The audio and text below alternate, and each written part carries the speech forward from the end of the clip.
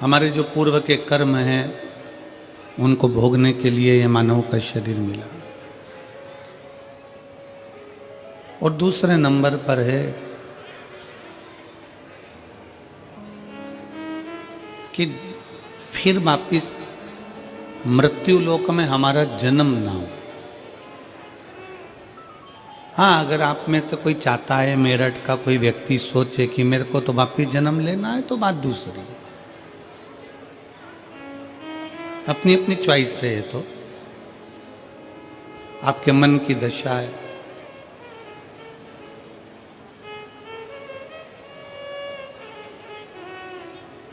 दो कारण से मानव का शरीर मिला। एक अपने कर्म का भोग भोगने के लिए, और दूसरा फिर पुनः वापिस ये मनुष्य का शरीर ना मिले, हम हमारे शंकर के हो जाएं और शंकर हमारा हो जाए और ये शरीर उसमें समा जाए।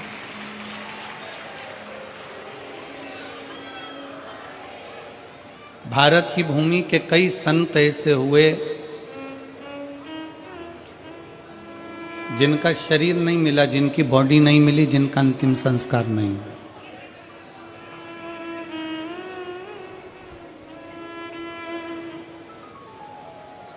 भारत की भूमि के कई संत ऐसे हुए जिनका शरीर नहीं मिला, जिनका अंतिम संस्कार नहीं हुआ, जिनकी बॉडी नहीं मिली। पहले नंबर पर है रामकृष्ण परमहंस जी, जो मां जगत जननी जगदम्बा अम्बा में सशरीर समा गए। दूसरे नंबर पर है चैतन्य महाप्रभु जी, जो जगन्नाथ जी में सशरीर समा गए।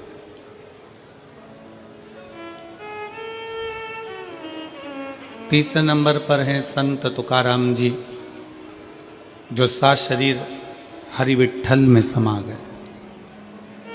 और चौथे नंबर पर है मीराबाई, जो द्वारकाधीश में सशरीर समा गई, जिनकी बॉडी नहीं मिली, जिनका अंतिम संस्कार नहीं।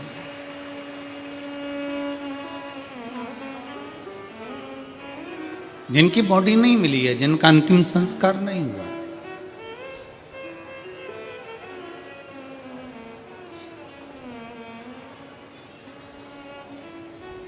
जिनकी ना बॉडी मिली, न अंतिम संस्कार हुआ, आए थे संसार सागर में अपना भगवत भजन करने के लिए, और वह भगवत भजन कर कर अपने अपने धाम को चले। दो कारण मनुष्य के शरीर के हैं। पहला अपना कर्म भोगना है, और दूसरा जो शरीर मिला है, इस शरीर को फिर पाना जरूरी नहीं, इस शरीर को परमात्मा तक पहुंचाना जरूरी। परमात्मा तक।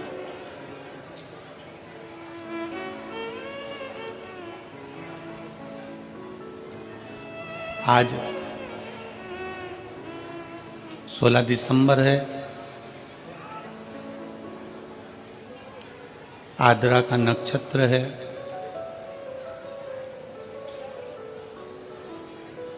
हजारों शिवरात्रियों के बराबर आज का दिन होता है, जिस दिन भगवान शंकर के एक अग्नि खंभ में ज्योति प्रकट होती है, और वो ज्योति सभी 12 ज्योतिर्लिंग में और सभी शिवालयों में विराजमान हो जाती है। मेरठ के इस पवित्र प्रांगण में विराजमान सभी शिव भक्तों को हम बहुत बहुत बधाई देते हैं भगवान शंकर के प्रागट्य की, शिव के प्रागट्य। और संपूर्ण देशवासियों को, संपूर्ण विश्व में विराजमान शंकर के भक्तों को, शिव भक्तों को बहुत बहुत साधुवाद।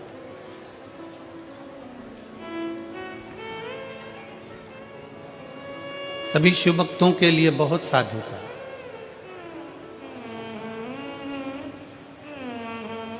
आज ही के दिन की कथा कहती है कि जिंदगी में अगर कोई रोग लग गया है, जिंदगी में अगर कोई तकलीफ आ गई है, जिंदगी में अगर कोई दुख आकर खड़ा हो गया है, कोई शरीर में ऐसा रोग आ गया कि डॉक्टर भी इलाज कर रहे हैं पर दवाई भी शरीर को नहीं लग रही है।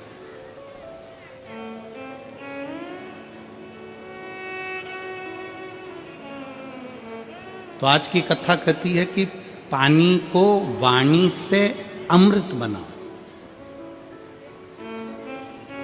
क्या करना है? जम के बोलो जरा। पानी को वाणी से अमृत बनाओ। अब पानी को वाणी से अमृत कैसे बनाओगे?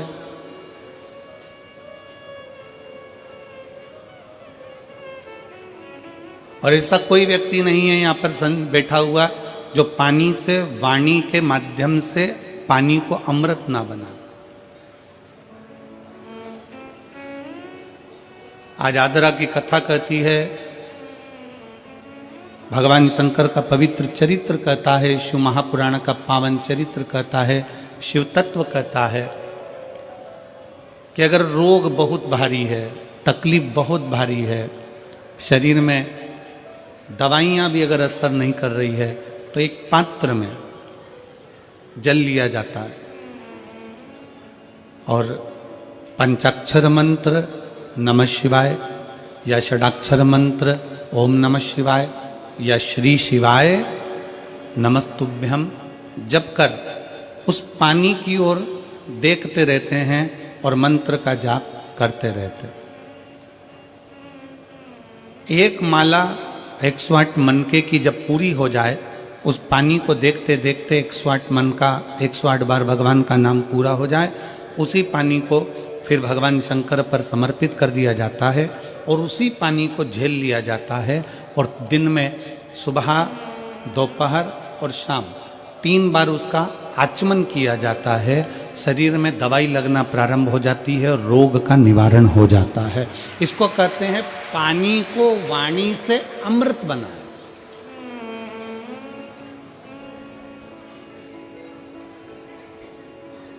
इसको पानी से वाणी को एक पत्र है।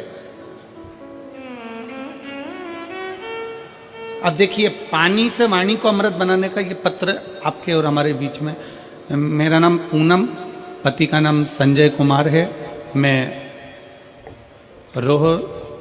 रोहता है कि रोहता रोड बाईपास शाहपुर जैनपुर मेरठ की निवासी हूँ। कहीं बैठी हो तो हाथ हिला सकती हैं। अगर कहीं बैठी हो तो हाथ हिला सकती हैं। मेरा नाम पूनम, पति का नाम संजय कुमार है। आप पत्र को एलईडी पर पढ़ सकते हो। मैं रोहता रोड बाईपास शाहपुरा जैनपुर मेरठ की निवासी हूँ।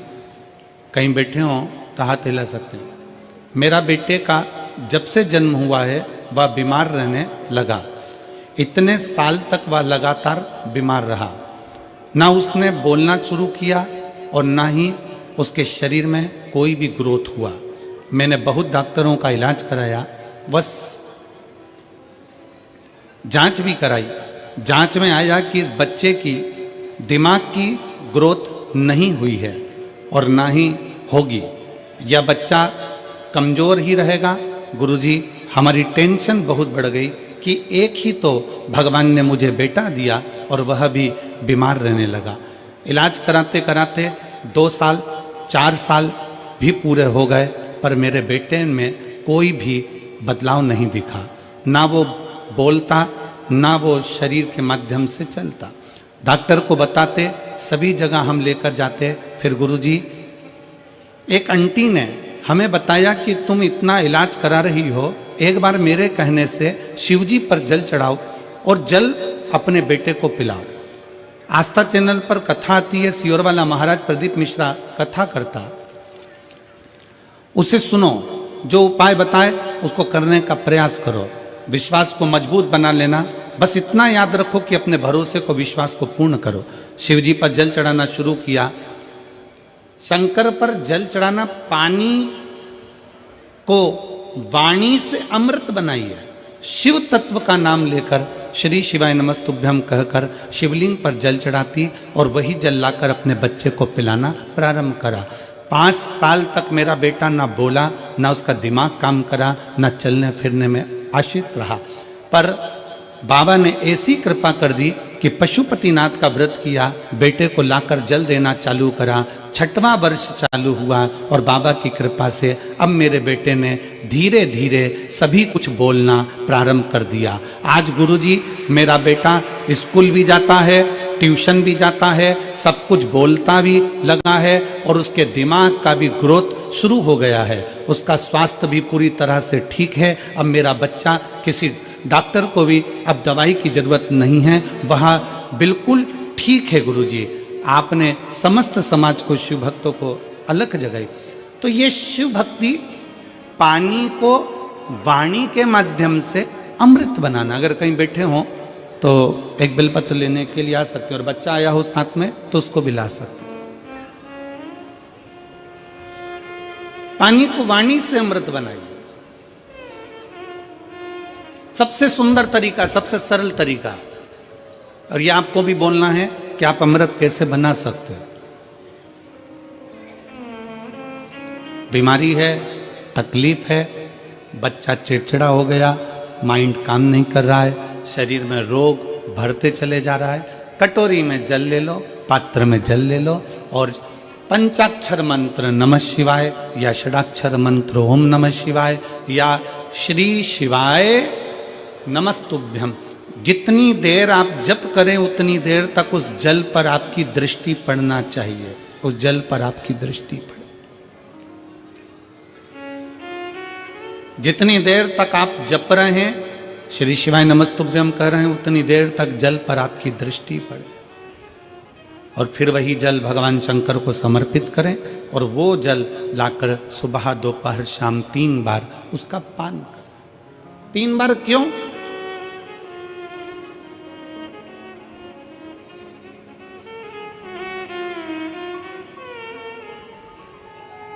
त्रिलोकी का नाथ, त्रिकालदर्शी, कैलाशी, अविनाशी, त्रिपुंडधारी, त्रिबेलपत्रधारी, त्रिनेत्रधारी, त्रिशूलधारी, त्रिपुंडधारी, त्रिलोकी के नाथ के 3 दर्शन मूल हैं।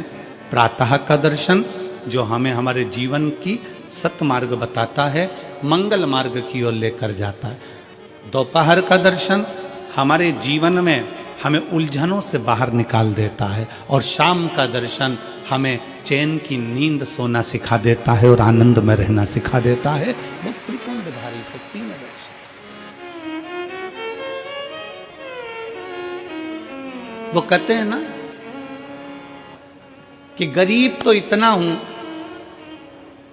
गरीब तो इतना हूं कि एक गधा भी नहीं खरीद सकता। गरीब तो इतना हूं कि एक गधा भी नहीं खरीद सकता और अमीर तो इतना हूं कि रात को शंकर के भरोसे घोड़े बेच कर सोता हूं। शंकर के भरोसे घोड़े बेच कर सोता हूं। गरीब इतना है कि गधा भी ना खरीद पावे और अमीर इतना है कि जब सोता है चैन की नींद मेरे शंकर के भरोसे होकर घोड़े बेच कर सोता है। ऐसे घुर्राटे भर कर सोता है जैसे इतना बड़ा काम करके आया है, सारी जमीन जायदाद का सौदा कर कर आया, 4 फैक्ट्री का मालिक है, 8-10 दुकान चल रही है और मालूम पड़े सवेरे उठता है फिर अपने काम में लग जाता है। बस समझ लो जिंदगी का सबसे सुखी व्यक्ति वही है जिसके कमरे में नींद की गोली नहीं है।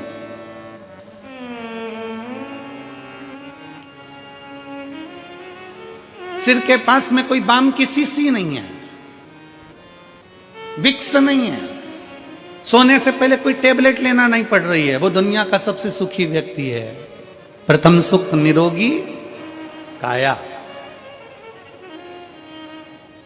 सबसे बड़ा सुख है निरोगी काया। शिव महापुराण की कथा कहती है एक मृत्यु वो होती है जो अटल मृत्यु होती है, जिसमें व्यक्ति मर जाता है, चले जाता है।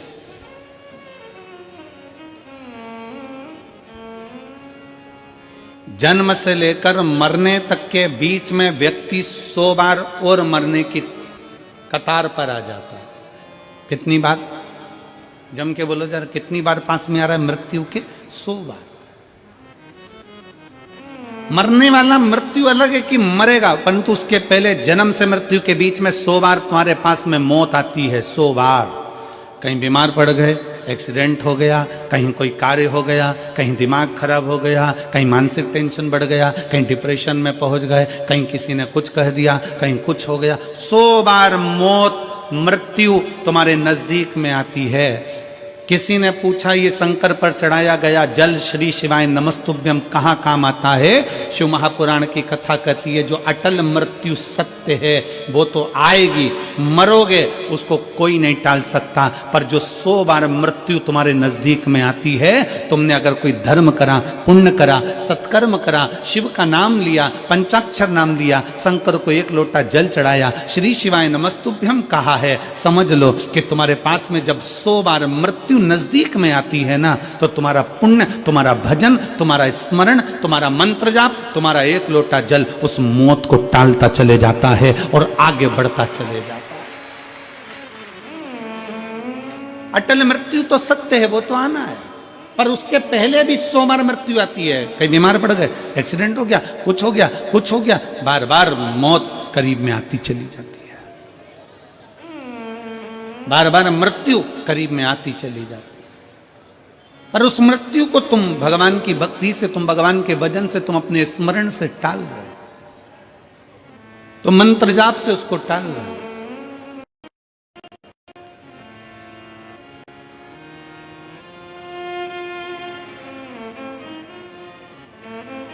एक ऊर्जा अपने भीतर उत्पन्न करिए, एक बल अपने भीतर उत्पन्न करिए। मेरठ की यह पवित्र भूमि इतनी ऊर्जावान भूमि है कि यहां सनातनियों को जगाने का काम भी इस मेरठ की भूमि से क्रांतिकारियों को जगाने का किया गया था। ये मेरठ की वो पवित्र भूमि।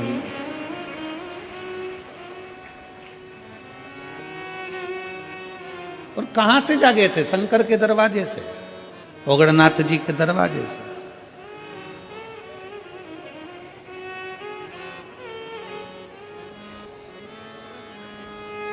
अपने आप को हमें जागृत करना है, अपने आप को हमें जागृत करना है। शिव तत्व कहता है, भगवान शंकर की कथा कहती है कि पानी को वाणी से अमृत बनाओ। और जब पानी को वाणी से, कई माताएं कहती हैं हमारा बच्चा नहीं सुनता, बहुत बहुत हम परेशान हो गए हमारे बच्चे के लिए, वो सुनता ही नहीं गुरुजी, हम कह के परेशान हो गए। कोई कहती है मेरी सास मेरे पक्ष में नहीं बोलती, कोई कहती है मेरी बहू मेरे पक्ष में नहीं रहती, कोई कहता हमारा बेटा नहीं सुनता, कोई कहती है हमारी बहू नहीं सुनती, कोई कहे हमारा भाई नहीं सुनता। और होता है, आज का जमाना बड़ा विचित्र है।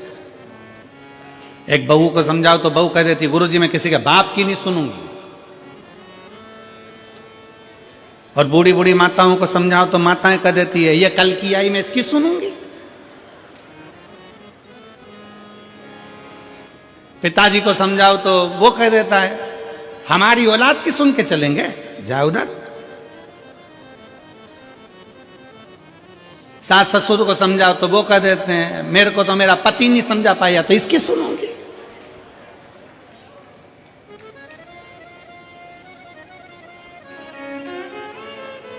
कोई किसी के सुनने को तैयार नहीं है। कौन सुनेगा? सीवर वाला गुरुजी कौन सुनेगा?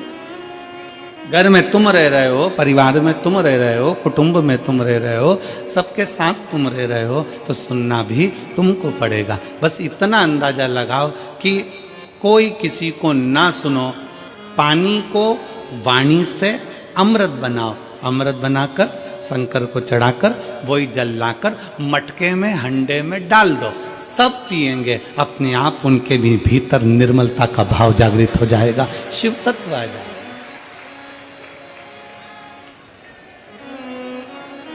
शिव तत्व।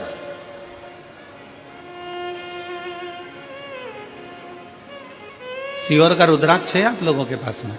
कौन कौन लेकर आए हो? जरा हाथ उठाओ तो जरा, सबके पास में रखो रखो रखो। कुबेरेश्वर धाम का रुद्राक्ष क्या करता है? उसका एक ही काम है, पानी को अमृत बनाने का प्रयास करता है। काशी में रिसर्च चला कि ऐसा रुद्राक्ष में क्या है जिसको तांबे के कलश में गलाया गया और शंकर जी पे चढ़ाया गया और उस पानी को पिया तो उससे बल उत्पन्न हो गया, बीपी, शुगर, थायराइड जैसी बीमारियां ठीक होने लगी। क्या है ऐसा?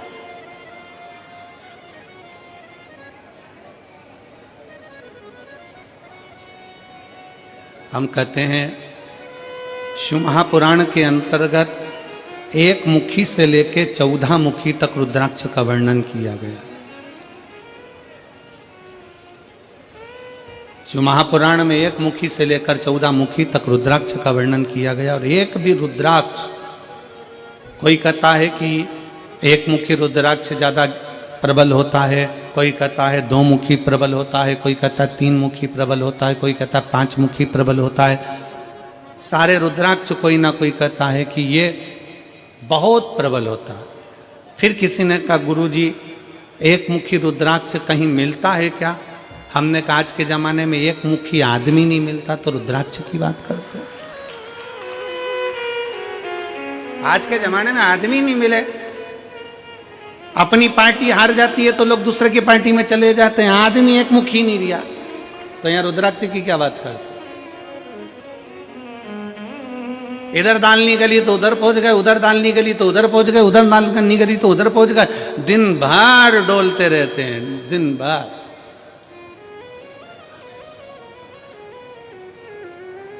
फिर किसी ने पूछा गुरुजी रुद्राक्ष कौन सा असर करेगा, कौन सा रुद्राक्ष असर करेगा?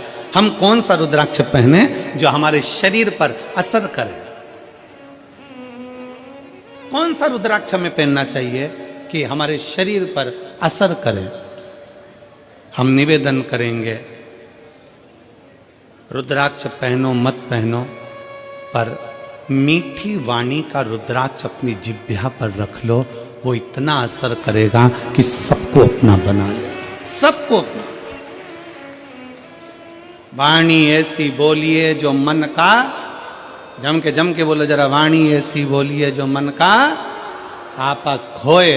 पर आज के जमाने में वाणी ऐसी बोलिए जो जम के झगड़ा होए, पर उससे मत बोलिए जो तुमसे तगड़ा होए।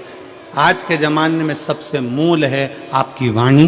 वाणी की श्रेष्ठता हो तो समझ लो कि पूरी दुनिया तुम्हारी है, और वाणी की श्रेष्ठता नहीं तो दुनिया तुम्हारी अपने भी है। एक सास के पास में अंगूठी भी है, एक सास के पास में चेन भी है, एक सास के पास में जेवर भी है, एक सास के पास में दुनिया की प्रॉपर्टी भी है, एक ससुर जी के पास में सब कुछ है। सास ससुर के पास में प्रॉपर्टी है, जमीन है, बंगला है, गाड़ी है, पैसा है, धेला है, सब कुछ है। और मान लो उसकी वाणी अच्छी नहीं हो तो घर में 4 बेटे, 5 बेटे, 3 बहुएं, 4 बहुएं, 5 बहुएं, कोई उसका होगा? जम के बोलो जरा, नहीं। और अगर आपके पास में कुछ भी नहीं है, आपके पास में ना प्रॉपर्टी है, ना गाड़ी है, ना बंगला है, ना जमीन है, ना जायदाद, कुछ भी नहीं, और उसके बाद अगर आपके पास में मीठी वाणी है ना, बस मीठे शब्द है ना, तो पड़ोसी भी आकर तुम्हारी गुलामी कर कर चले जाएगा, पड़ोसी भी आएगा तो तुम्हारी सेवा कर कर चले जाएगा। बुढ़ापे का परम आभूषण है, बुढ़ापे का परम आभूषण है आपकी मीठी वाणी। बुढ़ापे का परम आभूषण है आपके मीठे शब्द।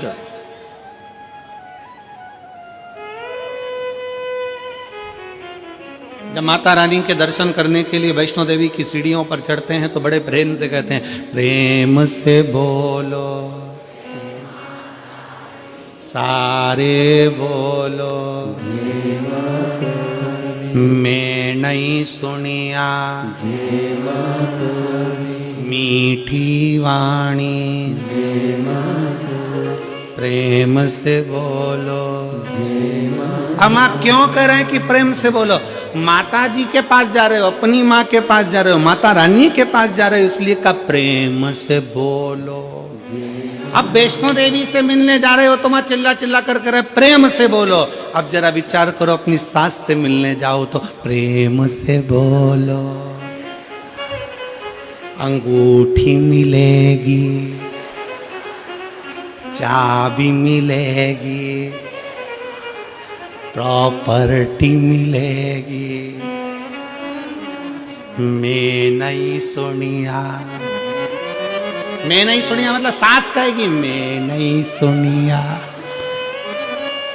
तुम्हें प्रेम से बोलना है, तुम्हें मीठा बोलना है, तुम्हें अच्छा बोलना है। और जब तुम माता रानी के दर्शन करने जाते हो तो प्रेम से बोलते हो, जगत जननी ज्वाला माँ का दर्शन करने जाते हो तो प्रेम से बोलते हो, मनसा देवी का दर्शन करने जाते हो तो प्रेम से बोलते हो, तारा माँ का दर्शन करने जाते हो तो प्रेम से बोलते हो। बस वही प्रेम जो तुमने माता रानी के चरणों में दिया है, वही प्रेम जो तुम जगत जननी के चरणों में देते हो, वही प्रेम अपने घर के बूढ़े माँ बाप के चरणों में देना है। पूरी प्रॉपर्टी तुम्हारी है, पूरी जायदाद तुम्हारी। प्रेम से बोलो,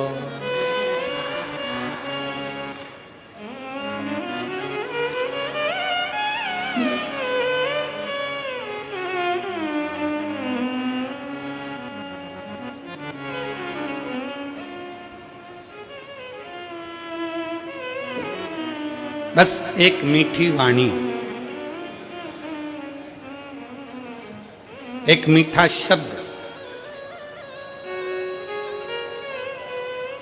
आपकी जिह्वा के मीठे उच्चारण भगवान के करीब में लेकर जाते हैं।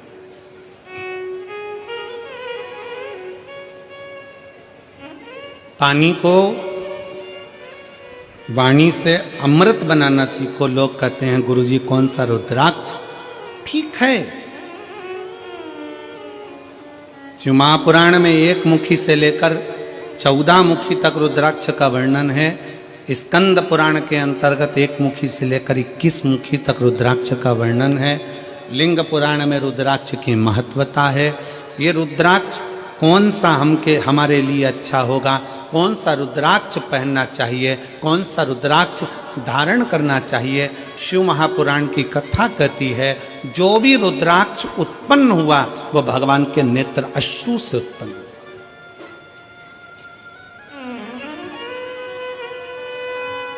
और केवल एक के मिलन से नहीं, रुद्राक्ष शंकर और पार्वती के मिलन से उत्पन्न हुआ है। मिलन से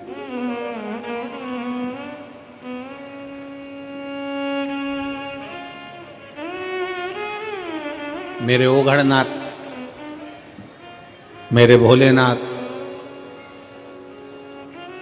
मेरे शंकर, मेरे त्रिकालदर्शी, कैलाशी, अविनाशी। एलईडियां चालू करवाइए पीछे की, पीछे की एलईडी, पीछे की एलईडियां चालू करवाइए। मेरे ओघड़नाथ, मेरे त्रिकालदर्शी, मेरे कैलाशी, मेरे अविनाशी, मेरे शिव। बैठ जाओ, हो रही है, बैठ जाओ, हो रही है। मेरे शंकर, मेरे ओघड़दानी, मेरे त्रिकालदर्शी, मेरे कैलाशी, मेरे अविनाशी, मेरे शंकर बैठे थे और बड़े आनंद में विराजमान थे। तभी मां जगत जननी भगवान शंकर के पास में आती हैं और उनके नेत्रों को अपने हाथों से बंद कर लेती हैं।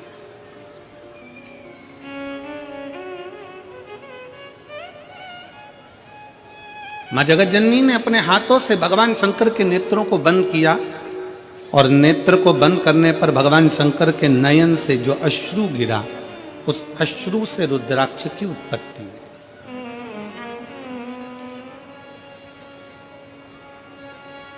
अब यहां पर यह वर्णन नहीं आया कि अश्रु से 1 मुखी रुद्राक्ष हुआ, कि अश्रु से 2 मुखी रुद्राक्ष हुआ, कि अश्रु से 3 मुखी रुद्राक्ष हुआ, कि 4 मुखी हुआ, कि 14 मुखी हुआ, कि 21 मुखी हुआ।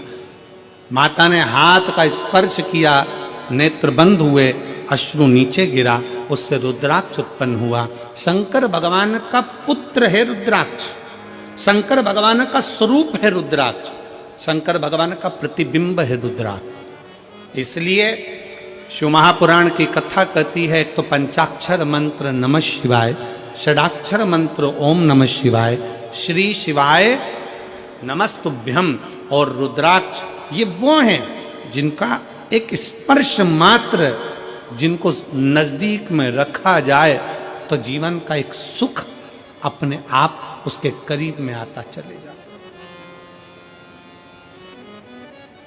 स्पर्श। और देख लिया संसार हमने देख लिया, सब मतलब के यार हमने देख लिया। झूठे नाते झूठे रिश्ते, झूठे नाते झूठे रिश्ते, अरे झूठा है संसार हमने देख लिया, सब मतलब के यार हमने देख लिया। शिव महापुराण की कथा कहती है कि रुद्राक्ष कोई सा भी हो, 1 मुखी हो, 14 मुखी हो, 21 मुखी हो, 15 मुखी हो, 11 मुखी हो, 10 मुखी हो, 5 मुखी हो, 4 मुखी हो, पर इतना याद रखना कोई सा भी रुद्राक्ष हो, अगर आपके गले में पड़ा हुआ है, अगर वो रुद्राक्ष आपके गले में है, चाहे स्त्री हो, चाहे पुरुष हो, चाहे बेटी हो, चाहे बेटा हो, अगर उसके गले में रुद्राक्ष पड़ा हुआ है तो किसी दुनिया के व्यक्ति की सामर्थ्यता नहीं है कि वो आपको धोखा दे दे और आपसे छल कर कर चले जाए।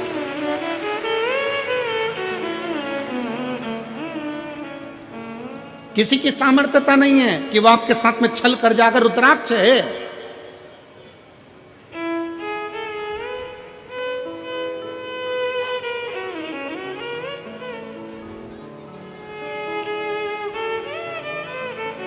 और प्रयास करो,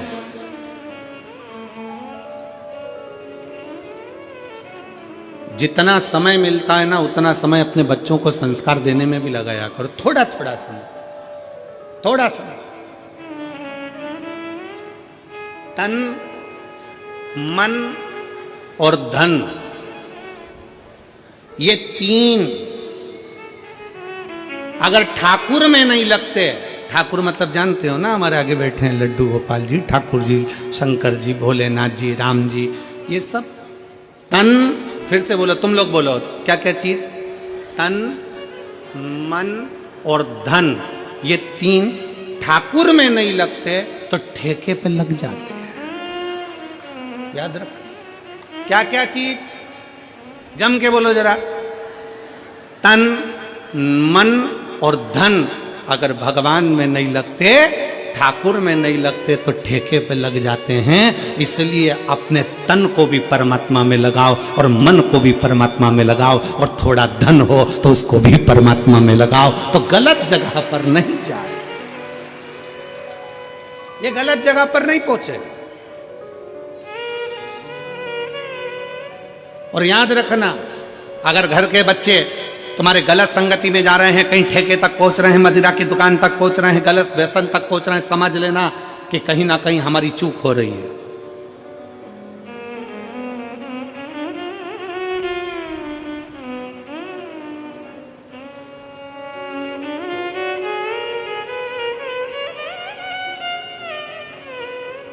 कहीं ना कहीं हमारी चूक हो रही है। जब माता सती भगवान शंकर से विवाह करती हैं, जब माता सती भगवान शिव से विवाह करती हैं, तो भगवान शंकर से विवाह कर कर माता सती बड़े प्रेम से, आनंद से, उत्साह से, आनंद के साथ रहती हैं।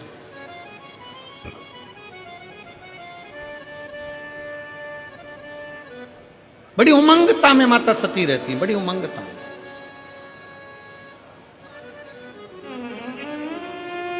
और शिव महापुराण की कथा में देवी भागवत में एक प्रसंग आता है कि देवी भागवत में एक प्रसंग आकर कहा जाता है कि माता सती अगर अपने परिवार के साथ भी अगर कहीं बाहर निकल कर जाती थी तो माता सती के नेत्र नीचे की नीचे ही रहते थे।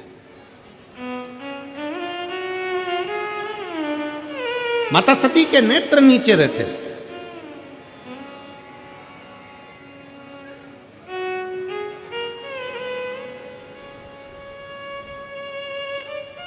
होना चाहिए। बहन, बेटी और पत्नी के नेत्र अगर झुके रहते हैं, बहन, बेटी और पत्नी के नेत्र अगर झुके हैं तो उसके घर के भाई, बाप और पति का सिर कभी नहीं झुकता है। अगर बहन, बेटी और मां, पत्नी के नेत्र झुके हुए हैं, बाजार में निकल कर जा रहे हो, सभा में जा रहे हो, आपके नेत्र अगर झुके हुए हैं, बहन के नेत्र नीचे हैं, बेटी का नेत्र नीचे है, पत्नी का नेत्र नीचे है, तो उस घर के भाई को, उस घर के पिता को और उस घर के पति को कभी माथा नीचा नहीं करना पड़ता, छाती तान कर चलता है। उसको मालूम है मेरी बहन है, उसको मालूम है मेरी बेटी है, उसको मालूम है मेरा परिवार है। आ जाओ, उसको मालूम है कि ये मेरे अपने हैं।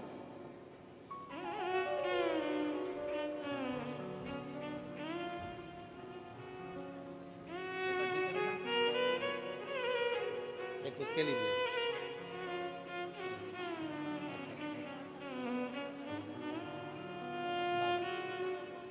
वाणी वाणी सब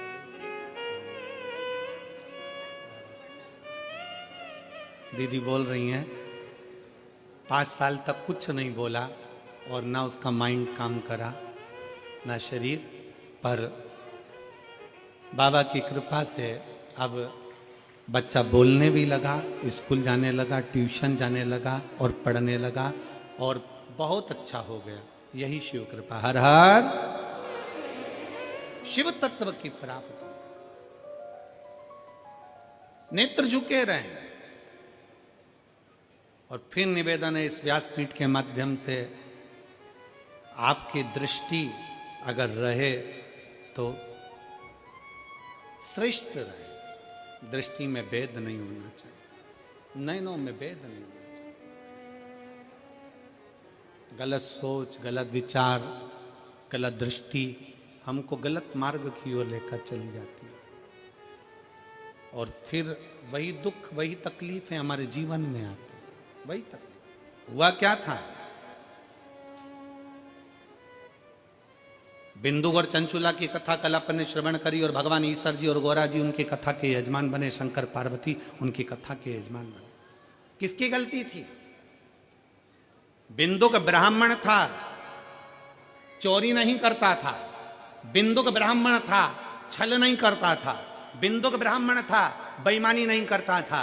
केवल चंचुला देवी ऐसी आई और वो चंचुला देवी ने कहा कि तुम्हारे घर में मैं विवाह कर आई हूं, क्या है ये? तुम्हारे घर में कुछ भी नहीं, तुम्हारे घर में वैभव नहीं, तुम्हारे घर में धन नहीं। पति को उसने चोरी में लगा दिया, कहीं से भी लाओ, कहीं से भी लाओ, पर लाओ, मुझे चाहिए। पति चोरी नहीं करता था, बिंदुक चोरी नहीं करता था। कभी कभी अपने मन में विचार लाइएगा कि बिंदुक जब चोरी करता था, बेकार काम करता था, गलत काम करता था, तो उसके लिए शंकर भगवान जजमान बनने की क्या जरूरत थी? शिव जी को जजमान बनने की क्या जरूरत थी? शंकर जी को कथा सुनने की क्या जरूरत थी? उसकी मुक्ति के लिए शंकर जी ने क्यों प्रयास किया? क्योंकि बिंदुक चोर नहीं था, बिंदुक छली नहीं था, बिंदुक ब्राह्मण होकर भी प्रपंच नहीं करा। पर पत्नी चंचुला ऐसी आई और उस चंचुला ने कह दिया, तुम्हारे यहाँ धन नहीं है, तुम्हारे यहाँ वैभव नहीं है, तुम्हारे यहाँ दौलत नहीं है, जाओ कहीं से भी लाओ। बिंदुक ने कहा मैं ब्राह्मण हूं और सुन, मेरी आय इतनी नहीं है, मैं इतना नहीं कमा सकता। तो पत्नी ने कह दिया चोरी करो ना। पर दुनिया के लोगों को यह नहीं मालूम, चोरी करने वाला हमेशा चोट्टा की चोट्टा ही रहता है। चोट्टे का कभी प्रमोशन नहीं होता। जिसका धन चले गया, उसकी अगर चेन गई, सामान गया, तो ये तो है कि बाबा उसको कहीं से कम आज नहीं तो कल, महीने 2 महीने में 3 महीने में उसको वापिस बड़ा मंगलसूत्र, वापिस बड़ी चेन भोलेनाथ उसको दिला देगा। पर चोट्टे का प्रमोशन नहीं होगा, चोट्टा चोट्टा ही रहेगा। और तुम खुद देख लो कितने चोट्टे, कितना सामान चोरते। और आप लोगों से हम बार बार व्यासपीठ से कहते हैं, बार बार निवेदन करते हैं, जितनी कथा होती है हर कथा में कहते हैं अपनी चेन, कीमती सामान, मंगलसूत्र, अपने मोबाइल, कीमती कीमती सामान, डायमंड, हीरा, सोना, चांदी, सब अपने घर छोड़कर आओ, क्योंकि जो डायमंड से बड़ा डायमंड है मेरा शंकर ओगड़दानी त्रिकालदर्शी कैलाशी, उसकी कथा सुनने के लिए जा रहे। अपना जेवर अपने घर, दो चीजें अपने घर में रखो कथा में आने से पहले, एक जेवर दूसरा तेवर। तुम कितने बड़े भी कुछ भी हो अपने घर के हो, यहां तेवर भी मत दिखाओ कथा में आने के बाद। तुम मुझे जानते नहीं हो, फोन लगाता हूं अब भी आगे बैठने की व्यवस्था करवाता हूं, तो जेवर और तेवर दोनों घर रखिए। शिव महापुराण की कथा में ना जेवर की जरूरत है, और जम के बोल दो जरा, ना तेवर की जरूरत है। तुम्हारी पहचान होगी किसी से भी, हमारी पहचान तो उससे है जो शमशान में रहता है, सीधा उससे सीधी पहचान है।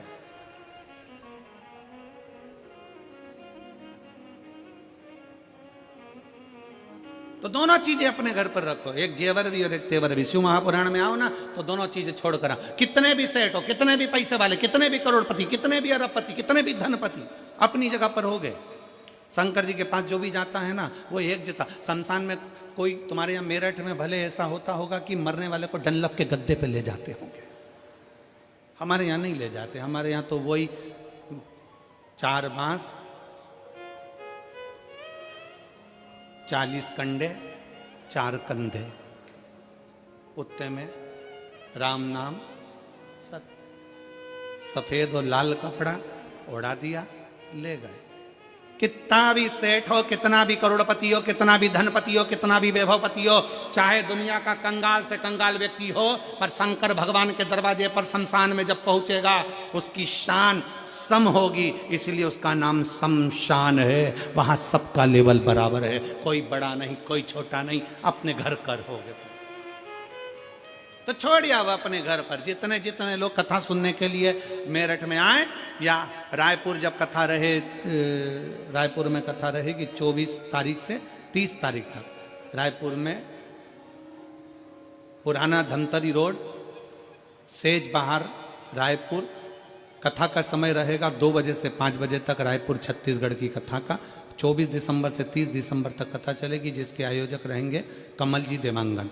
तो हम तो उनसे भी कहेंगे जो भी कथा सुनने आए अपना जेवर अपना तेवर अपने घर छोड़ कर आओ। यहाँ तो बाबा क्यों किया, हम तो बाबा के भरोसे चलते हैं, हम तो बाबा के भरोसे चलते हैं। ये दुनिया वाले जलते हैं, ये दुनिया वाले जलते हैं, भोले बाबा के भरोसे चलते हैं, शंभू बाबा के भरोसे चलते हैं। तो शिव महापुराण की कथा कर रही है, भगवान शंकर का चरित्र कर रहा है। कुछ आभूषण, आभूषण है मेरा शंकर, कोई आभूषण नहीं है, आभूषण मेरा शिव है, मेरा शंकर ओघड़दानी त्रिकालदर्शी कैलाशी अविनाशी। नेत्र बंद करे माने, रुद्राक्ष प्रकट हुआ। रुद्राक्ष कोई साधारण नहीं, रुद्राक्ष शिव का एक अंश स्वरूप है, अंश स्वरूप।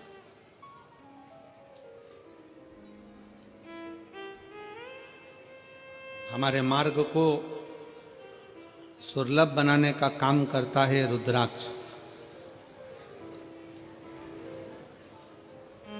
सुलभ बनाने, इसलिए प्रयास करें कि तन मन और धन काय में लगाएं। जम के बोलो जरा, ठाकुर में लगाएं, भगवान में लगाएं, शिव में लगाएं, भक्ति में लगाएं।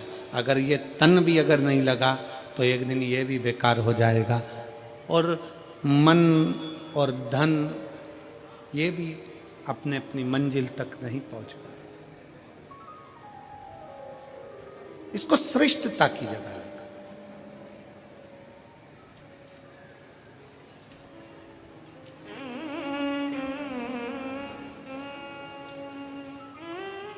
दक्ष प्रजापति ने जब माता सती का विवाह करा था भगवान शंकर के साथ में,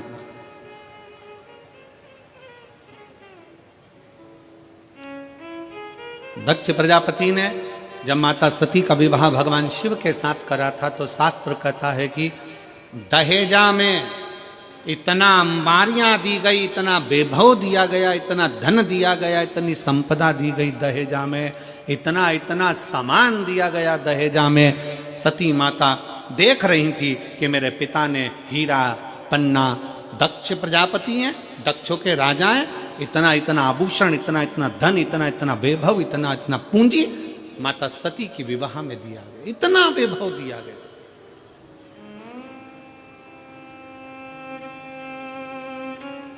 और शिव महापुराण की कथा कहती है वो सतयुग था जिसमें सती माता के कन्यादान में इतना सारा आभूषण दिया गया था, इतना सारा धन दिया गया था। वो त्रेता युग था जिसमें राम जी के विवाह के समय पर माता सीता जी को बहुत सारा दहेजा दिया गया था।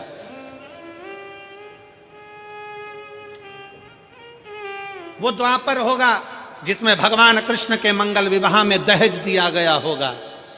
परशु महापुराण की कथा कहती है ये कलयुग चल रहा है, इस कलयुग में अगर बेटी को कन्यादान में कुछ देना है तो अच्छी शिक्षा बेटी को देकर भेजिए, उससे बढ़कर कन्यादान कुछ नहीं।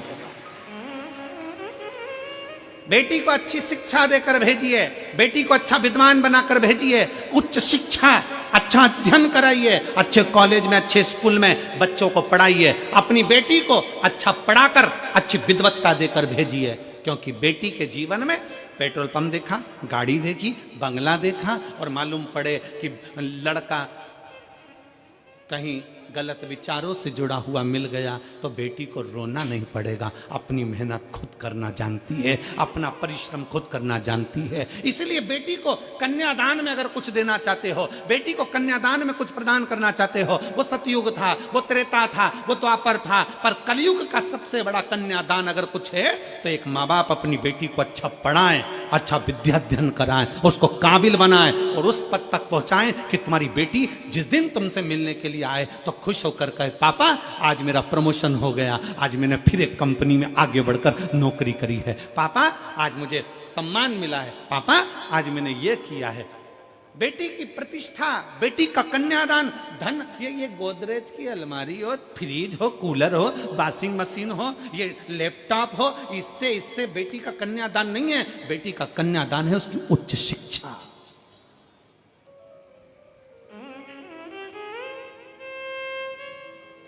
बेटी का कन्यादान है उसकी अच्छी पढ़ाई।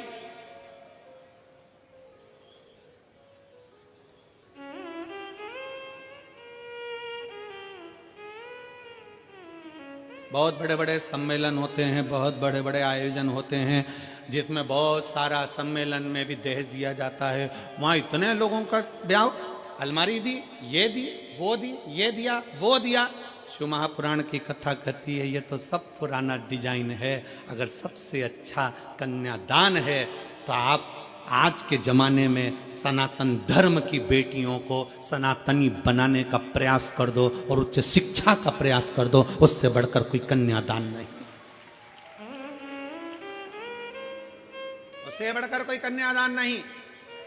और फिर कथा में आई है माता सती के विवाह में कन्यादान में ढेर सारा आभूषण, रतन, माणिक, मोती, सोना, चांदी, हीरा, पन्ना, अंबर, पीतांबर, गाड़ी, बंगला सब दिया गया। फिर माता पार्वती जी का विवाह हुआ तो कन्यादान में कुछ नहीं दिया गया। क्यों? क्योंकि हिमालय राज की बेटी माता पार्वती भगवान शंकर की भक्ति में लीन थी। हिमालय राज ने देख लिया कि मेरी बेटी ने अच्छी शिक्षा ग्रहण कर ली है, अच्छा विद्याध्ययन ग्रहण कर लिया है, तो मेरी बेटी को अभी दहेज के समान की नहीं, मेरी बेटी तो खुद संस्कारित है। जिस घर में जाएगी वहां बंगला बना देगी, जिस घर में जाएगी वहां आभूषण ले आएगी, जिस घर में जाएगी वहां अंबर पीतांबर हो जाएंगे। और हम वही सोच लेकर बैठे।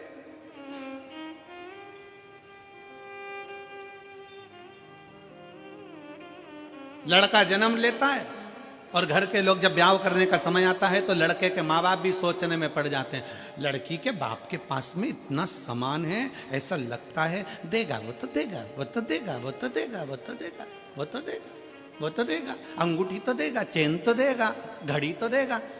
अरे तुम्हें सोचना चाहिए कि लड़की के बाप के पास में कितना भी सामान हो, पर मेरा लड़का इतना बोल्ड है, वो कमाकर अपनी पत्नी को देगा और हमें भी देगा। ये बोल्डता होना चाहिए।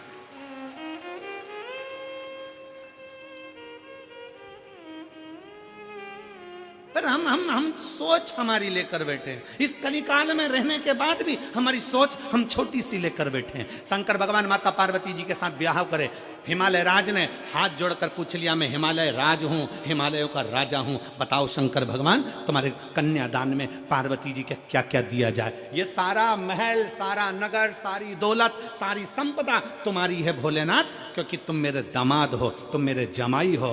बताओ तुमको क्या दिया जाए कन्यादान में। पार्वती जी के कन्यादान में क्या दिया जाए। शंकर जी जानते थे मेरा ब्याह सती से हुआ था तो कन्यादान में बहुत मिला था, कन्यादान में बहुत मिला था, पर सती के अंदर अहंकार भी बहुत आ गया था, क्योंकि मेरे पिता ने दिया, मेरे बाप ने दिया, ये मेरा है। और वो सती माता जलकर भस्म हो गई तो शंकर भगवान ने कह दिया कन्यादान में कुछ मत देना, बस पार्वती दे दो, उसमें अगर संस्कार होंगे तो ये दौलत लंकापति रावण को सोने की लंका देने वाला भी अपने लिए महल बना सकता है।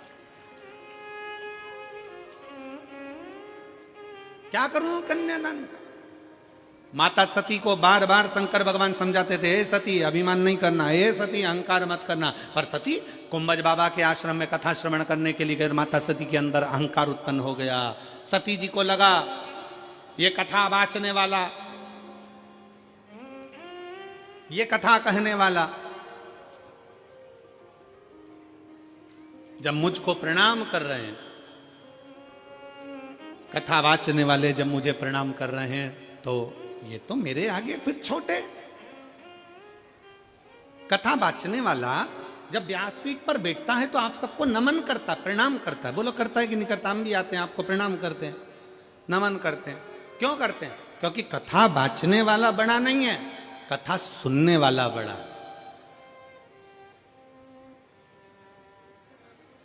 कथा वाचने वाला कभी बड़ा नहीं हो सकता, कथा सुनने वाला बड़ा।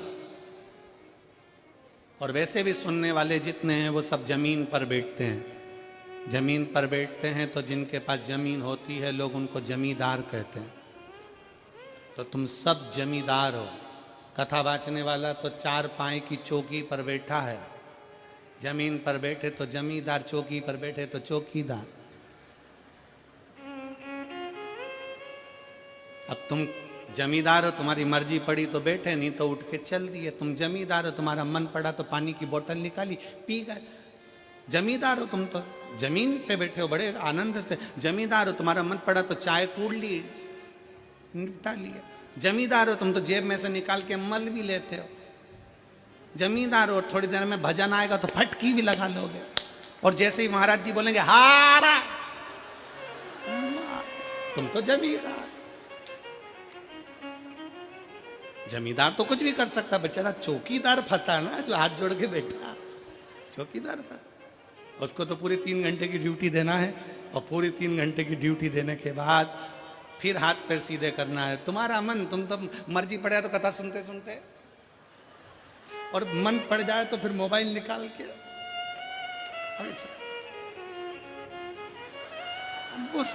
सेल्फी समाउने।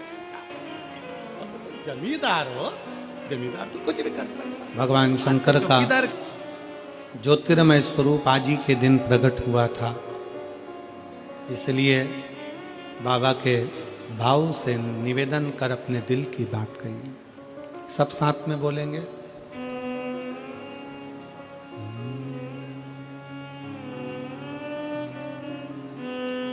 श्री शिवाय नमस्तुभ्यं। श्री शिवाय नमस्तुभ्यं।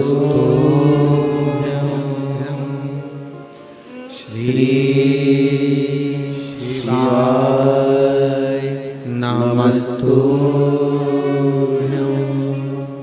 श्री शिवाय नमस्तुभ्यं। श्री शिवाय नमस्तुभ्यं।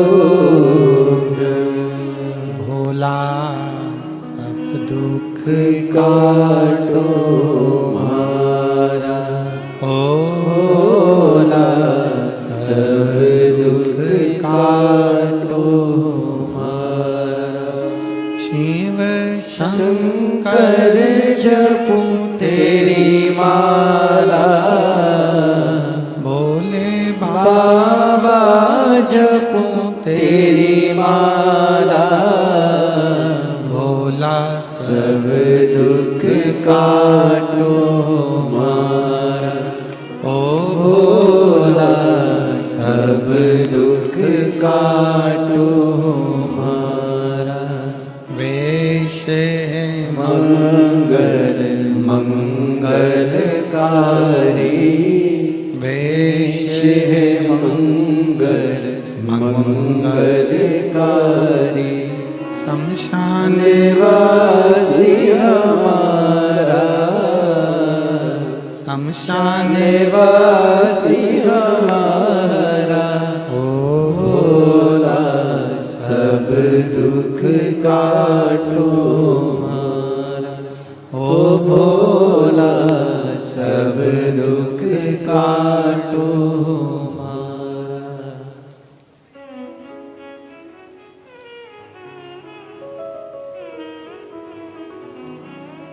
भगवान ओगड़दानी त्रिकालदर्शी कैलाशी विनाशी शिव की कथा कर रही है।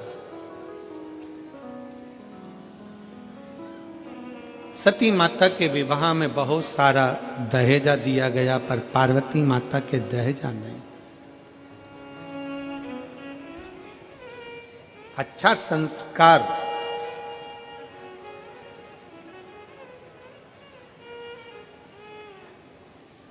जिस गांव में पानी की कमी होती है वहां की फसल बिगड़ जाती है, और जिस घर में संस्कारों की कमी होती है वहां की नस्ल बिगड़ जाती है।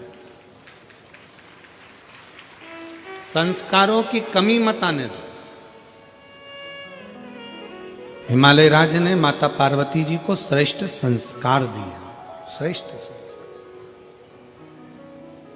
होना चाहिए। संस्कार हम कल जा रहे थे तो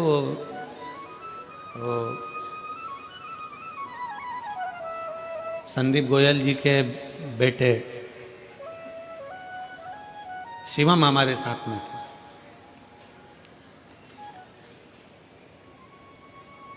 तो हमने शिवम से पूछा, क्यों बाबू कितने भाई हो? कहे गुरुजी दो। एक कारण एक सीधा। हमने कहा ठीक। फिर गाड़ी चलाते चलाते हमने पूछा, दोनों की शादी हो गई? कहा हो। ठीक।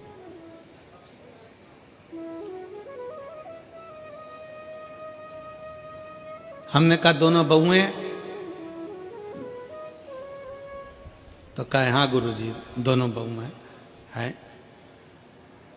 हमने कहा पढ़ी लिखी हैं सब? कहे हाँ गुरुजी पढ़ी लिखी है। हमने कहा फिर तुम अगर कोई कर्म कर रहे हो, तुम कोई कार्य कर रहे हो, या तुम्हारा कोई वो स्कूल है, आदिक है, तो हमने कहा उन बहुओं को भी थोड़ा बहुत काम सौंपो, जिससे वो भी स्कूल जाएं। उनकी जो एजुकेशन उनके माँ बाप ने दी है, वो एजुकेशन का सही उपयोग वो कर सके और उसको आगे बढ़ा सके। अपने ज्ञान को दूसरे को दिया जाए। धन चोरी हो सकता है, संपदा चोरी हो सकती है, वैभव चोरी हो सकता है, सत्ता वापिस चोरी होकर बदल भी सकती है, पर आपके भीतर की विद्वत्ता, जो माँ बाप ज्ञान देते हैं, जो संस्कार देते हैं, जो विद्या अध्ययन आपने करा होता है, वो अपना ज्ञान अपन दूसरे को देकर हो सकता है कि उसको अच्छे लक्ष्य तक पहुंचा सके। और वही माता पार्वती जी का चरित्र कर रहा है। हमारे बच्चों को हम कन्यादान में कुछ दें ना दें, हमारे बच्चों को हम अलमारी, फ्रिज और वो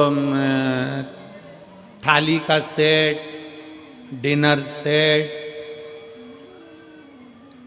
मोती का सेट, सोफा, बोलते जाओ, सोफा सेट, हाफ सेट, और ये सब मिलने के बाद फिर ससुराल वाले अपसेट।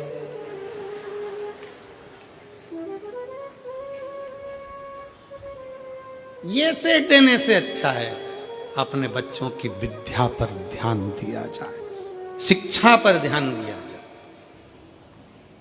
शिक्षा पर बहुत जरूरी है। मेरे शंकर भगवान की धर्मपत्नी माता पार्वती, शास्त्र कहता है मां ब्रह्मा जी की धर्मपत्नी माता सरस्वती स्वयं सामने आकर खड़ी हो जाती थी और पार्वती मैया सम्मुख में आकर जब शब्दों का उच्चारण करना प्रारंभ करती थी तो माता सरस्वती भी स्थिर होकर देखती थी।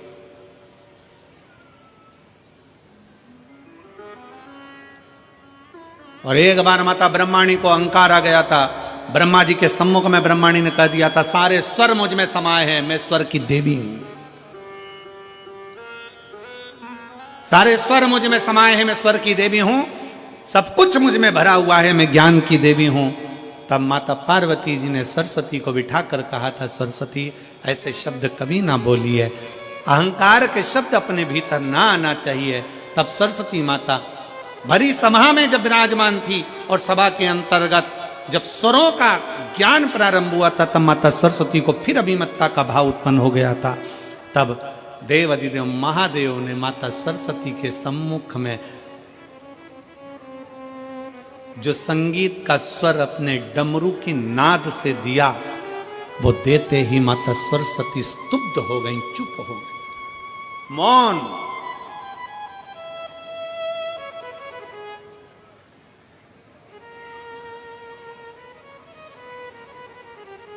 सरस्वती माता मौन हो जाती है, एकदम चुप, स्तुप्त। और आज भी मेरे शंकर भगवान को अगर संगीत का कहीं क्रम होता है, नृत्य का कहीं क्रम होता है, तो सबसे ज्यादा किसकी मूर्ति रखाती है? नटराज की।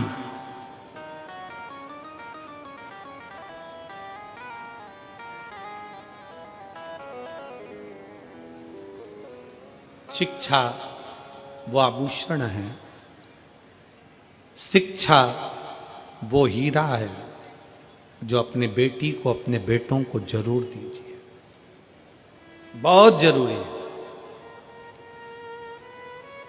और उस शिक्षा का जब आभूषण आपके बच्चों के अंतर्गत आएगा, तो जैसे अभी कथा में कहा था कि तन मन धन तीनों परमात्मा में लगाओ, ठाकुर में लगाओ, शिव में लगाओ, नहीं तो ये ठेके में चला जाएगा। इसलिए संस्कार अगर अच्छे हैं, शिक्षा अगर अच्छी है, विद्वत्ता अगर अच्छी है, तो निश्चित है हमारे घर के बच्चे कभी भी गलत जगह पर नहीं जाएंगे और वो सत्मार्ग की ओर बढ़ते चले। शिक्षा सीखो उनसे। पार्वती मैया को कहा, हिमालय राज बोले क्या दें हम आपको, क्या प्रदान करें हम आपको, आप ले लीजिए, इतना धन वैभव संपदा सब है, ये पूरा महल बड़ा पड़ा है, हिमालय राज का पूरा नगर बड़ा पड़ा हुआ है, ढेर सारा सामान बड़ा पड़ा हुआ है, ले जाओ इसको। शंकर भगवान बोले नहीं, मुझे ये नहीं चाहिए, मुझे केवल पार्वती चाहिए। क्यों? क्योंकि शंकर जी जानते थे कि पार्वती जी ने व्रत तप साधना करी है, वो मुझे पाने के लिए करी है। और व्रत तप साधना जब मुझे पाने के लिए करी है, तो पार्वती मेरे लिए आ रही है, मैं उसके लिए। आज के जमाने में तो शादी में कितना दूल्हा दुल्हन के लिए रात भर, अभी शादियों का सीजन चल रहा है, रात को 9 बजे से माताएं ढोलक ले लेके बैठती हैं, लड़के के शादी में खूब गाती हैं, बन्ना जी बन्ना जी बन्ना जी। बोलो गाती कि नहीं गाती? अरे बोलो तो जम के गाती ना। और लड़की के यहाँ गाते हैं बनी जी बनी जी बनी जी। बना बनी का मतलब है कि दोनों में बन के रहे, और दोनों में नी बनी तो काहे का बना और काहे की बनी, उसका मतलब ही क्या हुआ? और तुम ढोलक पीट पीट के गा रही, बना जी दिल्ली जाना जी, वहां से लहंगा लाना जी, बन्नी फिर पहन के आएगी, फिर यूं इठलाएगी, फिर यूं फरमाएगी कि झुमका गिरा रहे। क्या मतलब? तो मतलब क्या हुआ ये बताओ।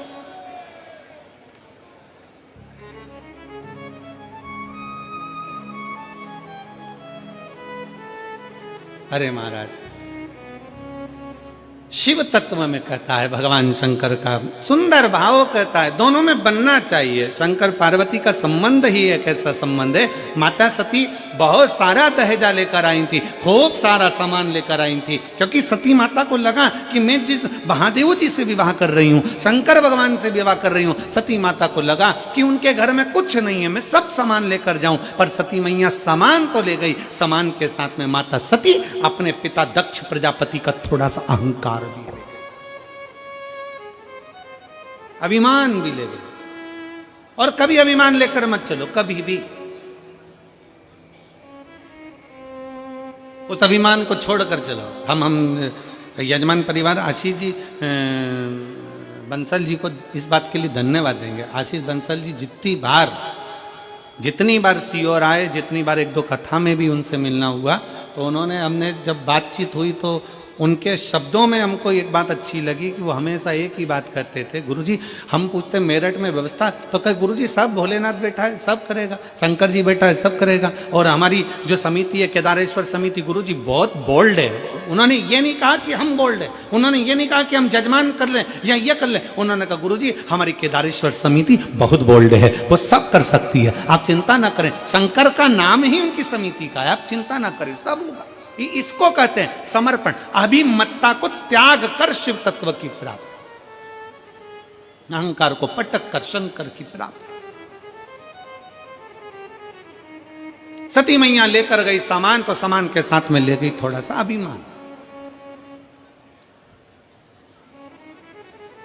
इसीलिए फिर निवेदन है, जितने भक्त शिव महापुराण की कथा को आस्था चैनल के माध्यम से सुन रहे हैं, टीवी चैनल के माध्यम से सुन रहे हैं, फेसबुक यूट्यूब के माध्यम से सुन रहे हैं, और इस मेरठ की पवित्र भूमि से सुन रहे हैं, आपसे निवेदन है बहू लाना तो कार वाली नहीं, बहू लाना तो संस्कार वाली लाना, जो हमारे को लेकर चले। हो सकता है कार के साथ थोड़ा सा अहंकार आ जाए, हो सकता है कार के साथ थोड़ा सा अहंकार आ जाए, पर शिव पुराण कहती है कि संस्कार के साथ कभी अहंकार नहीं आता, संस्कार के साथ संस्कार ही रहता है। उसकी भक्ति का बल बढ़ता है, उसके विश्वास का बल बढ़ता है। एक पत्र है,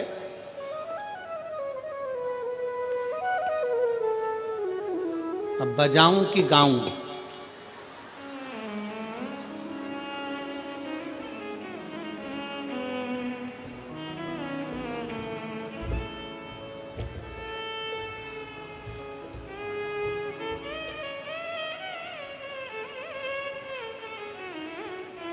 मैं बच्चों की दादी, हमारी भी दादी हो,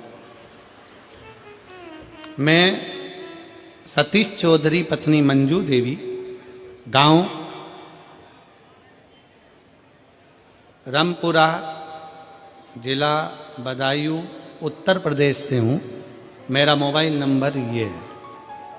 अब डमरू पकड़ा दिया तो नंबर तो हमको याद हो गया। ठीक है, कहीं बैठी हो तो हाथ हिला सकती हैं, और अगर आई हो तो बेलपत्र लेने के लिए आ सकती हूँ।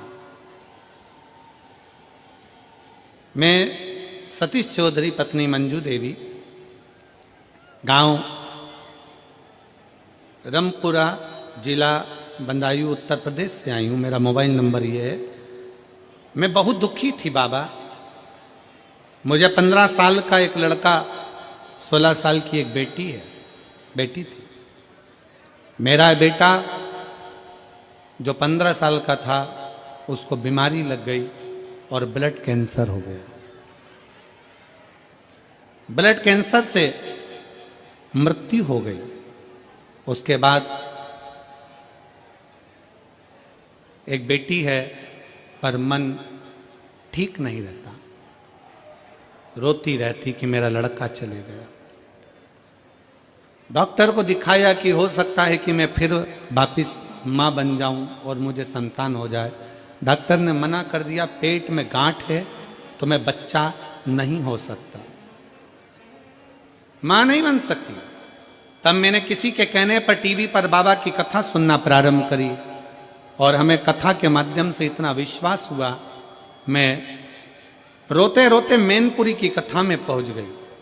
और मैनपुरी की कथा में जब गई और मैनपुरी के पंडाल में मैंने जाकर कथा सुनी और बाबा से केवल एक ही प्रार्थना करी कि मेरा गया हुआ बेटा मुझे वापस दे दो। बाबा से प्रार्थना करी, घर आई, डॉक्टर ने तो कह दिया था कि मैं माँ नहीं बन सकती, पर बाबा की कृपा से मेरा गर्भ ठहर गया और बाबा की करुणा से मेरे घर में एक बेटे ने जन्म ले लिया। मैं बाबा को यहाँ प्रणाम करने के लिए, मैं शिव को नमन करने के लिए, एक विश्वास, एक भरोसा, एक दृढ़ता आपके भीतर है। एक पत्र और है, बड़ा सुंदर पत्र है।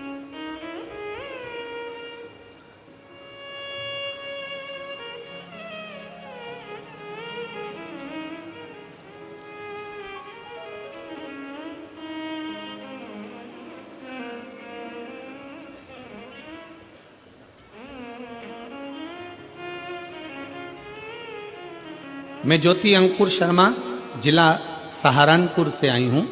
कहीं बैठी हो तो हाथ हिला सकती हैं, अगर कहीं बैठी हो तो हाथ हिला सकती हैं और एक बेलपत्र लेने के लिए आ सकती हैं।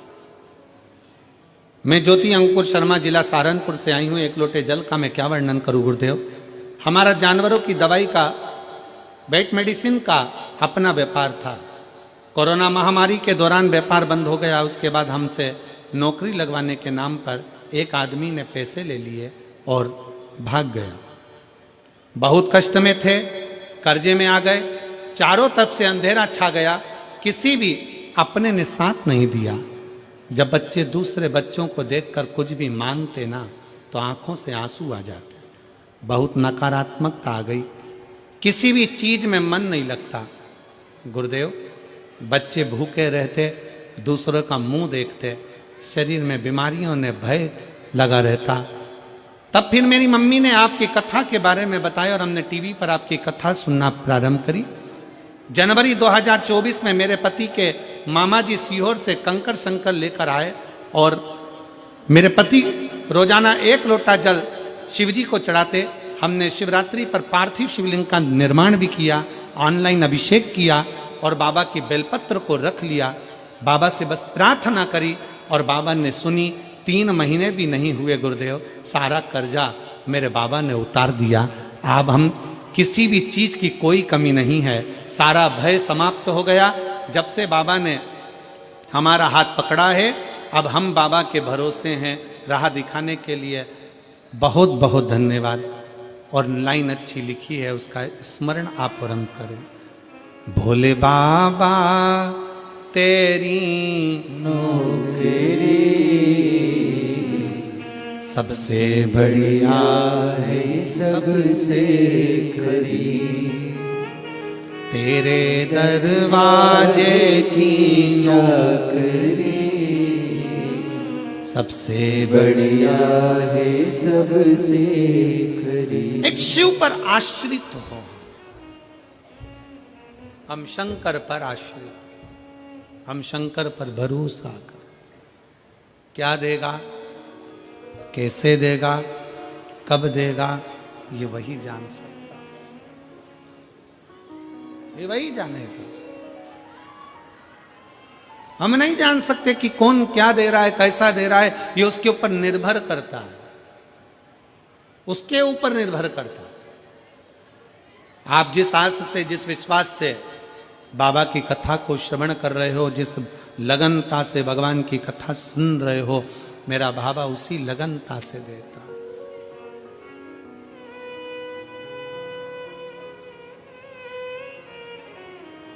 जो जैसी भावना लाया वो वैसा ही फल पाया। जो जैसी भावना लाया वो वैसा ही फल पाया। नहीं खाली उसे लौटाया वो मन ही मन हर्षाया। और कर दिया माला माल काशी वाले ने लुटा दिया भंडार काशी वाले ने। ओ कर दिया माला माल काशी वाले ने लुटा दिया भंडार काशी वाले ने। इस पत्र में इस बहन ने लिखा, शर्मा ने, ज्योति अंकुर शर्मा, जिला सहारनपुर से हैं। उन्होंने पत्र में एक लाइन लिखी है, गुरुदेव मेरे बच्चे दूसरे को कुछ खाते पीते देखते उनका मुंह उतर जाता, सही वस्त्र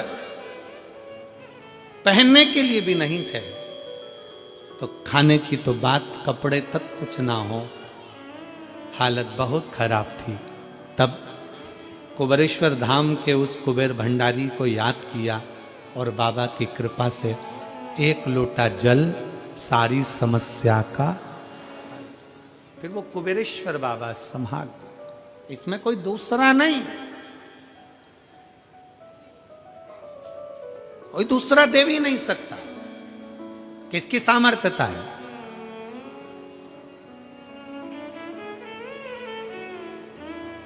और फिर निवेदन है आप सबसे, शिव महापुराण कथा के माध्यम से एक विनय निवेदन है, किसी को मरने के बाद कंधे पर उठाओ ना उठाओ चलेगा, पर किसी के जीते जी अगर कोई तकलीफ में है तो उसको अपने कंधे का सहारा देकर आगे जरूर बढ़ाओ, जरूर बढ़ाओ। आप उठाएं ना उठाएं, किसी के मरने के बाद आप उसे कंधे पर लें ना लें, पर उसके जीते जी वो तकलीफ में, कष्ट में है, बहुत बहुत तकलीफ में है, प्रयास करो उसको लेकर आगे बढ़ने का प्रयास करो, बढ़ो, प्रयास करो। एक पत्र है,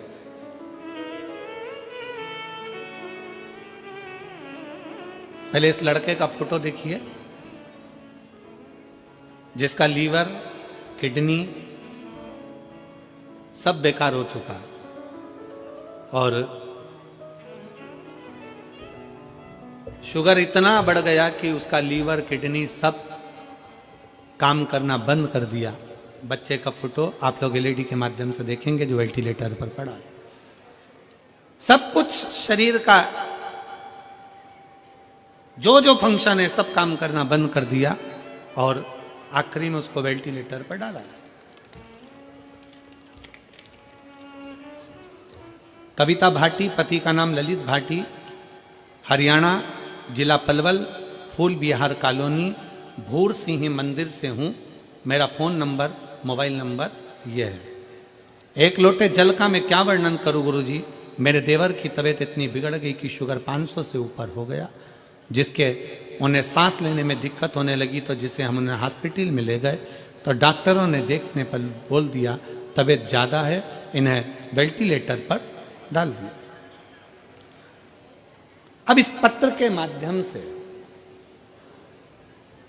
आपके विश्वास को देखना है, आपके भरोसे को देखना है कि आपकी दृढ़ता कितनी प्रबल। गुरुदेव शरीर पूरा खराब हो गया, किडनी, लीवर सब बेकार हो गया, वेंटिलेटर पर डाला। आखिरी में डॉक्टर ने कह दिया कि शरीर में इतना इन्फेक्शन है कि इनको डायलिसिस चालू करना है, इनको डायलिसिस करना है, और डायलिसिस हो तभी हो सकता है कि आराम लगे।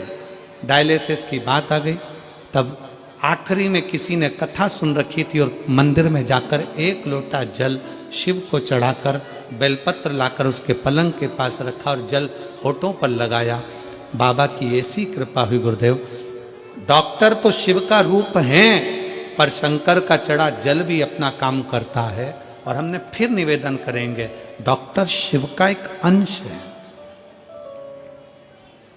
डॉक्टर भी आपके लिए मेहनत करते हैं, शिव का एक अंश है। डॉक्टर बहुत परिश्रम करते हैं, पर साथ में शंकर पर करा गया भरोसा, विश्वास इतना दृढ़ हो गया। किसी के पास सीहोर का रुद्राक्ष था, वो रुद्राक्ष उसके पास में रखा और बाबा की ऐसी कृपा हुई गुरुदेव, 3 दिन के अंदर उन्हें वेंटिलेटर से नीचे उतार दिया और डायलिसिस की भी जरूरत नहीं पड़ी। उनका किडनी और लीवर काम करना प्रारंभ कर दिया। अगला फोटो लगाया है जिसमें मेरे देवर ठीक हो गए, उनका मैं फोटो लगा रही हूँ। अगला फोटो आप लोग एलईडी के माध्यम से देख सकते हो। पहला फोटो, फिर ये दूसरा फोटो जिसमें वो ठीक हुए। शिव तत्व की प्राप्ति, शंकर की भक्ति और शिव की उदारता एक विश्वास के साथ, एक भरोसे के साथ।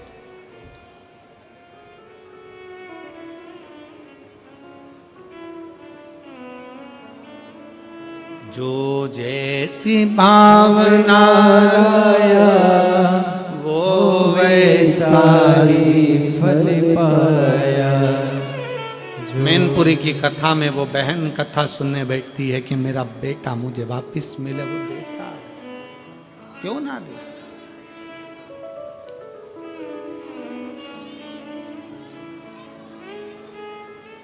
कहीं से आए हैं क्या ये लोग? बाबू आप लोग क्यों खड़े हो? कोई बाहर दंडवत आए हैं क्या? दंडवती है, आ जाओ। एक जो दंडवती करता आया, आ जाओ आ जाओ।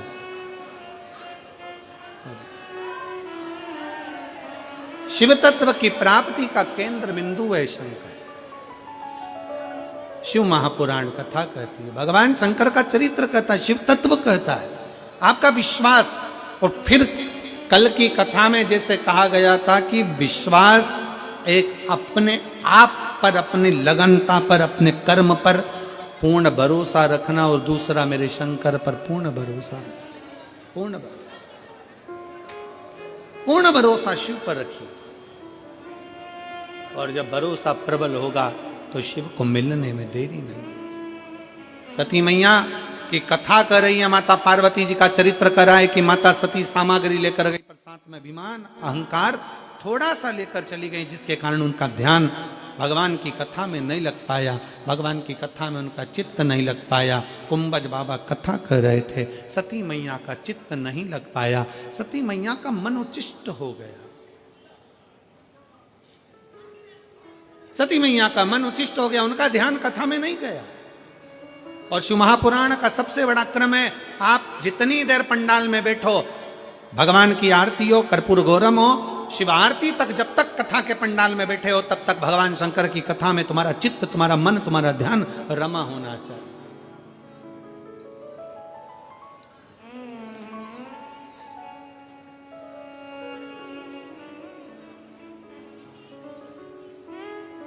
जितनी देर कथा में चित्त लगाओगे, शिव की दृष्टि में तुम खुद स्वयं आओ।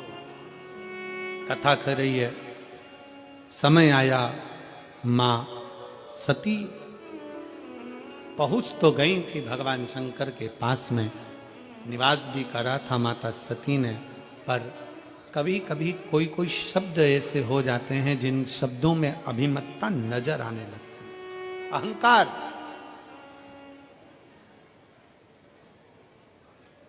और सब कुछ आए शरीर में, पर कभी अभिमान अपने शरीर में मत आने देना, अपने मन में मत आने देना, अपनी दृष्टि में मत आने देना। अभिमान, अहंकार, अहम अपने भीतर ना आने। अहंकार में तीन गए, धन, वैभव और वंश। ना मानो तो देख लो रावण, कौरव और कंस, तीनों अहंकार में चले गए, तीनों अभिमत्ता में चले गए, तीनों अहम में चले गए। स्वयं लंकाधिपति रावण के सामने भगवान शंकर भी जाकर खड़े हो गए थे और रावण से कह दिया था, रावण तेरे सामने राम युद्ध करने के लिए खड़े होंगे। रावण सुन, अगर तुझे मुझसे कुछ चाहिए, कोई सहयोग चाहिए तो मांग ले। रावण अगर तुझे मुझसे कुछ सहयोग चाहिए तो मांग। रावण कहता है नहीं बाबा नहीं। भोलेनाथ जी से कहता है कि मुझे तुमसे कुछ नहीं चाहिए, क्योंकि मुझ में वो बल है। सोने की लंका में रहता हूं, सोने के महल में रहता हूं, सोने के नगर में रहता हूं, और पूरा मेरा जितना परिवार है ये बहुत प्रबल परिवार है। बहुत सारे मेरे नाती पंती, मेरे भाई बंधु हैं, ढेर सारे असुर राक्षस मेरे साथ जुड़े हुए हैं। मुझे कुछ नहीं चाहिए, मुझे नहीं चाहिए। शंकर भगवान तो बोले थे तुझे कुछ चाहिए तो बोल।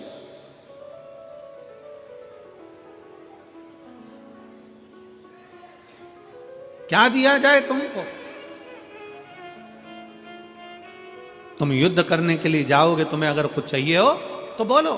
पर रावण ने कह दिया कि महाराज मुझे अब कुछ नहीं चाहिए, मेरे पास सोने की लंका है, मुझे अब कुछ नहीं चाहिए, मेरे पास में इतना वैभव है, मुझे अब कुछ नहीं चाहिए, मुझे इतना सब कुछ प्राप्त हो गया, मैं करूंगा तो करूंगा, क्या करूं मैं इसका?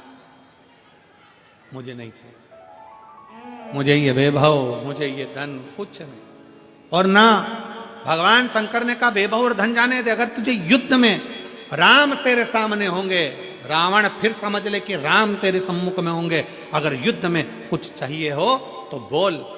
फिर भी शंकर भगवान के सामने रावण कहता है मैं बड़ा वीर हूं, मैं बड़ा प्रबल हूं, मुझे कुछ नहीं चाहिए, कुछ नहीं, क्या करूंगा मैं लेकर। समझाने का कार्य था भगवान शिव का।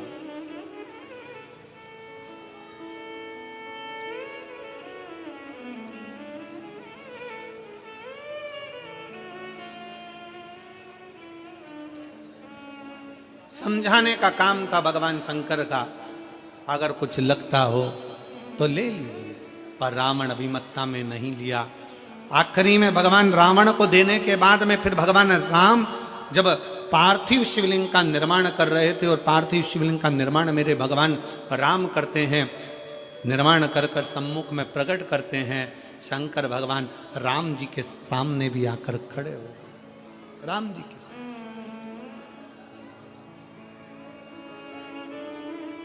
फिर आ गया, और मेरे राम सम्मुख में, राम के सम्मुख में मेरे भगवान शंकर, राम के सम्मुख में मेरे शिव फिर सम्मुख में आ गए, फिर आए।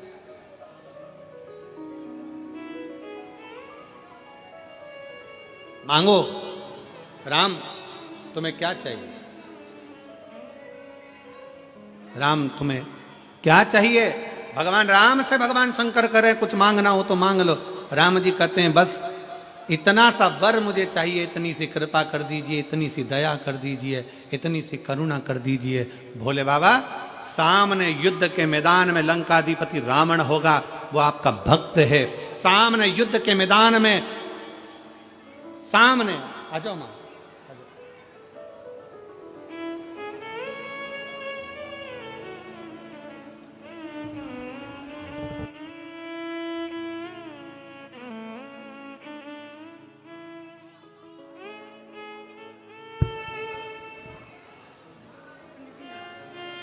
आपका डमरू हमको मिल गया था, और आपके बहुत बहुत साधुवाद है। जो बच्चा ब्लड कैंसर से शांत हुआ था, मैनपुरी की कथा आपकी बहू श्रवण करी और बाबा दिए उसके लिए एक बहू के लिए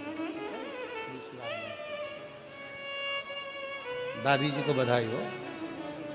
शंभू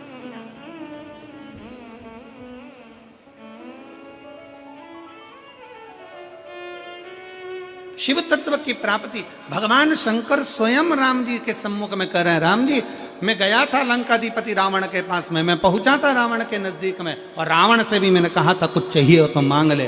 रावण ने कुछ नहीं लहा, कुछ नहीं लिया। राम जी आपके सम्मुख में भी मैं आया हूं, मांगो, बताओ आपको क्या चाहिए। राम जी कहते हैं प्रभु कुछ भी नहीं, केवल सामने आपका जो